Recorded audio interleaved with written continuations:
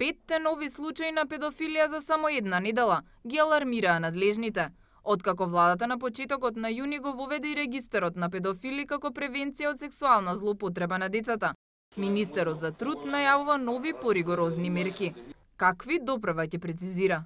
Кога станува збор за децата, јас сум убеден за заштита на правата на децата, убеден сум во капацитетот на државата и за сите мерки за кои што имате прочитано и слушнато во меѓународни рамки се реално остварливи во Република Македонија, затоа што Република Македонија во ништо не заостанува во делот на можностите за да ги заштити децата. Повторувањето на некои од овие кривични дела само потврдија дека владата донесе правилна одлука со тоа што ги заоштри и казнените одредби и го воведе регистарот на педофили за овој тип на грозоморни сторители.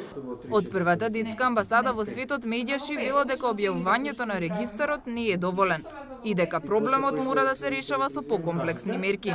Сугерираат минималната казна затвор да биде 15 години и хемиска кастрација, носење локатор и соодветна терапија за рехабилитација на педофилите. Доколку одлежи затвор, да има сигурен третман за негова рехабилитација, бидејќи не сме уверени дека има сигурен третман за рехабилитација по напуштање на институцијата затвор, обврзно да следува медикаментно, односно хемиска терапија, за да се контролира нагонот или либидото, со носење на локатори за да можат органите за прогон, полицијата и лекарите да имаат строг надзор над педофилите на нивното движење.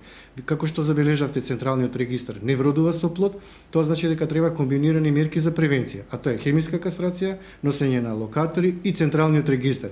Доколку го повтори делото, тогаш се залагаме за доживотна казна. Македонија беше прва земја од регионов која направи регистар на педофили, во кој има информации за 100 досега осудени лица, кои се јавно достапни.